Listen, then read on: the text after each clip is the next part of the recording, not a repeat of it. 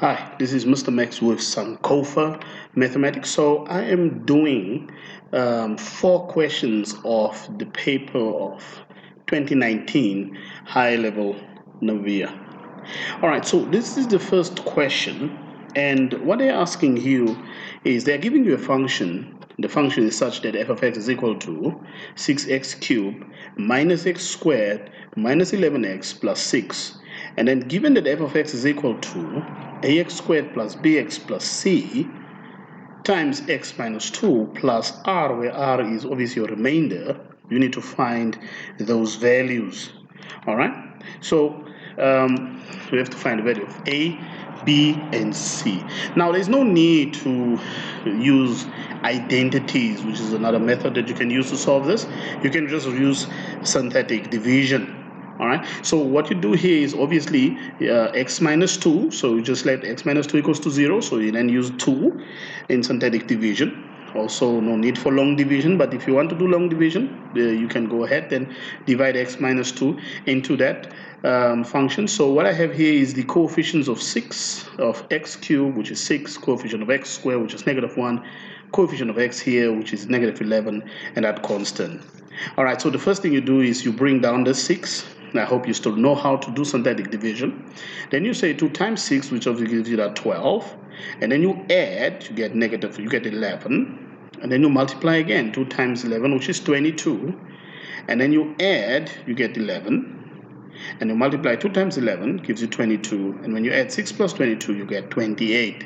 Okay? So what this basically means is you have got 6x squared plus 11x plus 11 plus that remainder 28 over x minus 2. So we have the values of a is 6, and b, coefficient of x, it's 11. So is that constant, which is 11, and obviously the remainder is 28. So 1 mark for each one of those. So it's rather easier for you to find those values using synthetic division. Right, now you have to show that x minus 1 is a factor of the function. So remember, when something is a factor of the function, we use the remainder theorem, such that x minus 1 equals to 0 when x is equal to 1, and you sub it into the function, that 1, you would definitely end up with 0. So you need to end up with 0 if you do the x minus 1, and let it equal to 0, because if something is a factor, then x is going to equal to 1, because you take that over. All right, so we're going to substitute this 1 into our f of x. That means in order for us to see whether it gives us 0. So if it gives us 0, then definitely it means that x minus 1 is a factor. Okay, so I've done that, and everywhere we have an x, you just substitute with 1 into the function, you get 0. Then you write your conclusion that if the remainder is 0, therefore x minus 1 is a factor. Please don't forget to write that conclusion. Now they say, hence you are supposed to factorize the whole f of x. Now, since we know that x minus 1 is a factor, I can go ahead and use synthetic division, or I can also use long division into 6x cubed minus x squared minus 11x plus 6 into our function f of x. Right, so I'm just going to go ahead and I'm going to use synthetic division. So I'm going to use, put back the coefficients of the function, all right? And then you know that the first 6 comes down, so 6 times 1 gives you 6, and then you add 6 plus -1 is 5. You multiply, 1 times 5 gives you 5. Then you add, so you end up with a -6 here. And then 1 times -6 is -6. Remember, you should get a 0, okay? Because there should not be a remainder since x minus 1 is a factor. So effectively, we have got x minus 1 times, which is a factor, times 6x squared plus 5x minus 6. Right, so we need to find the other factors. So it's very easy for you. You need to factorize 6x squared plus 5x plus minus 6. So 2 numbers multiply give you 36 or -36, and if you add them give you +5. Those numbers happen to be +9 and -4. And then I factorize the stuff inside, And if you do that, you have 3x outside, and you have 2x plus 3 as a common factor. So basically, you should have x minus 1, 3x minus 2, 2x plus 3. Now, sometimes they ask you to solve the equation. They just let each one equals to 0, and then you solve. X minus 1 equals to 0, 3x minus 2 equals to 0, and 2x plus 3 equals to 0, when they ask you to solve the equation. Right, here we have got a function. We have to find the antiderivative of 2x plus 3 over x squared with respect to x for 3 marks. So what you do is do a little bit of algebra here, but first things first, you need to go back to your functions, and you need to know that the derivative function of 1 over x, its antiderivative is nothing but the natural log of x plus the constant of integration. So don't forget to write your plus c. So when you have 1 over x, what you need to integrate, it's going to be the natural log of x. So in this particular case, we might arrive to such a scenario. So first of all is you distribute this x squared, so you divide every number on top by that x squared, so it's like you're splitting the fraction. And then you can go ahead and you can clean this up, but obviously the x cancel, leaving you with x under here, and then a 3 here with x squared. Nothing much that you can do there. So now you can go ahead and you can actually write the 3 over x squared as 3x to the negative 2 power. Okay, so we have got something here over x, and because we've got something here over x, remember that's going to give us the natural log eventually. Okay, so when we then find the derivative of the antiderivative of that, you're going to have 2 times the natural log of x, which is what this 2 over x is, all right, plus now you add 1 to your index here, and you divide that by the same negative 1. So eventually you should get f of x is equal to 2 natural log of x minus 3 raised to the x minus 1 power plus c. Okay, some people they write the 3 over x, still the same thing. Don't forget to write the plus c there. So maybe just to recap on something quickly. So you have got something like this, for example, and you're supposed to find the antiderivative of that with respect to x. So this gives us nothing but the natural log. So this is basically the same as then 2, and then I have got 1 over x with respect to x. So take out that constant. So now we know that when we are supposed to find the antiderivative of that, it's going to be 2 times natural log of x plus the constant of variation, for example. And I'm just doing that little part there so you can see where that comes from. Okay, so please don't forget to also include the constant of variation to represent a family of curves. I hope that you have somehow done the work on that stuff as well. Okay, so that's going to bring me to the next question 3, and what they're asking you here to do is you're supposed to differentiate e raised to 2x squared minus 3 with respect to x.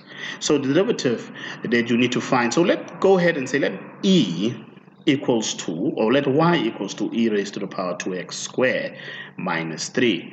And then let's say y equals to e to the u, where u is that whole stuff there, 2x squared minus 3. So we're going to use a chain rule to differentiate this. So dy du here is just going to be e to the u. So what it means is the derivative of a function e to the u is exactly also e to the u. And when you do du dx here, for this one here, it's going to be 2 times that, and obviously you subtract, so it's going to be 4x. And remember, the derivative of a constant is 0. So now you have got e to the u and for x. So dy du is e to the u, du dx is 4x, so you just have to multiply them, dy dx, therefore, or the derivative of that is e to the u times 4x. But remember what our u was here. Our u is 2x squared minus 3, so we need to replace that, eventually giving us dy dx is equal to e to the 2x squared minus 3 times 4x. Well, you can put the 4x in front, but you get the idea. Right, so for this part, you have got a part where they say hence, and the word hence obviously means that you now have to use the result from the previous question, but I'm not going to do that. So what I'm going to do, I'm going to find the antiderivative of this x e raised to the 2x squared minus 3 with respect to x, so that you can see how I arrive at the answer. Right, so first I have to bring back a few things.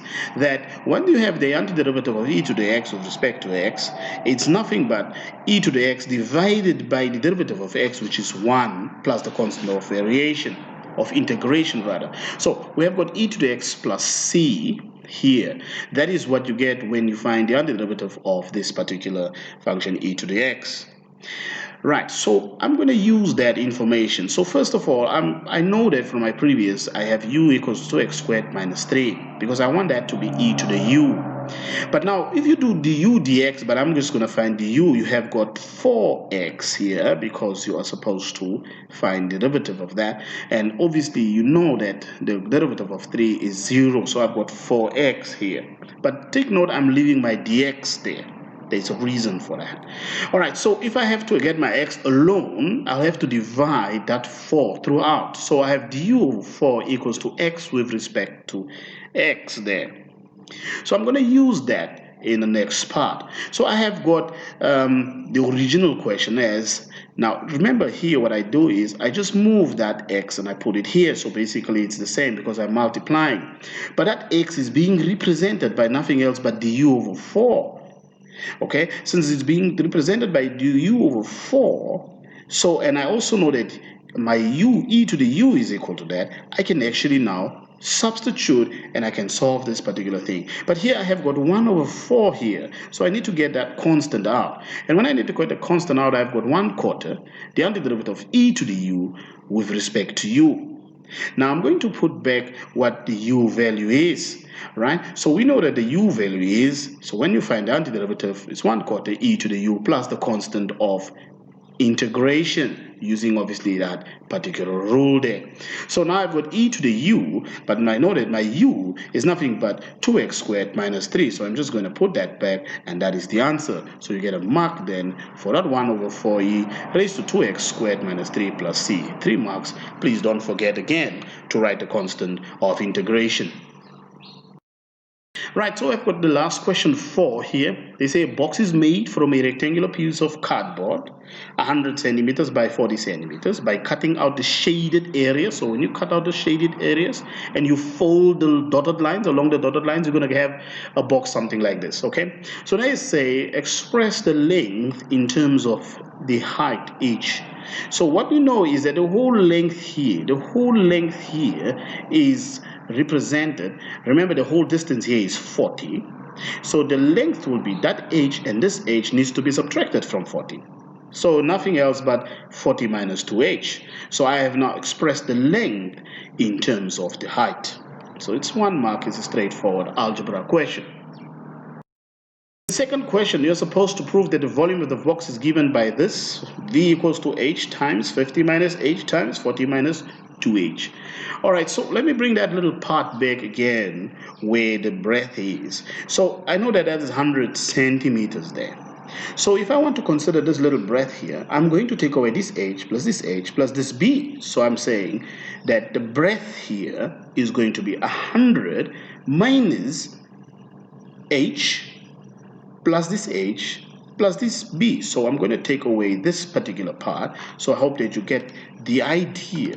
So you're going to get this out, and you're also going to get this out. This is what is in here. All right, that is going to give me the breadth, which is what I obviously have here.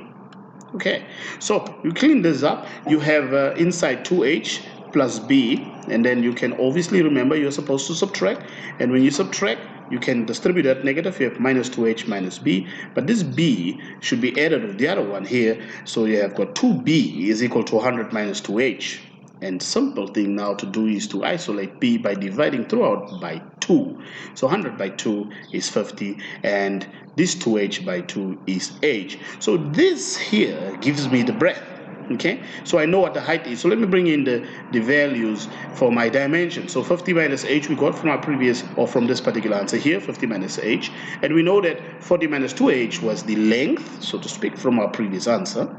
And we know that that is h. So the only thing left to do is to multiply that, or to rewrite them like that, so that you can say that the volume is nothing but h, open bracket 50 minus h, close bracket, open another bracket, 40 minus 2h, close bracket. So basically this here represents the volume of this particular box. Right, so then they say given that the h may vary, the height vary, find the value of h for which the volume of the box is the maximum. Now, whenever you're dealing with maximum and minimum and optimization questions, all right, then you need to work on differentiation. So first things first, you need to calculate that volume that we have from our previous answer, and then you need to multiply out the brackets for you to get to 2h cubed minus 148h squared plus 2000h. So this is the volume of the box. So we are going to find v dash of x. That means we are going to differentiate with respect to that. Okay, v dash of h. So this is 2. This 3 times that gives you 6. I hope you still remember. Subtract 1 from the index. All right, and 2 times negative 140 is minus 280, and when you take 1 away, it's just going to leave you h to the power of 1. And h here, obviously, is just going to be 2000. All right, so this is the derivative function. So in order for us to find the maximum, we need to equate that v dash of h to 0. We need to then differentiate by, or we need to take that derivative function, let it equal to 0, because that represents the maximum. So in this case, you have got 6h squared minus 280h plus 2000 is equal to 0. Now this is a quadratic equation that you can solve either by using completing the square method or by using the quadratic equation formula like what I did there. So please remember, you need to be careful when you do your substitution into the formula. Right, so you get a possible value of h as 37.9 or 8.80, correct to 3 significant figures. But you cannot just assume that these are the correct answers. Okay, so you need to test to see which one gives you the maximum value, the maximum volume. So punching that 37.9 and the 8.8 basically into the original function, all right, you get here a negative 16,417.522. Now this is invalid because the volume of a box cannot be negative something units, all right, cubed. So when we punch in for h into our function for 8.80, we are getting 8,121.344, which is the correct value. So the value of h for which the box will have a maximum is 8.80. Okay, good luck with your exams, and I hope that if you have further questions, you can always ask on the YouTube channel.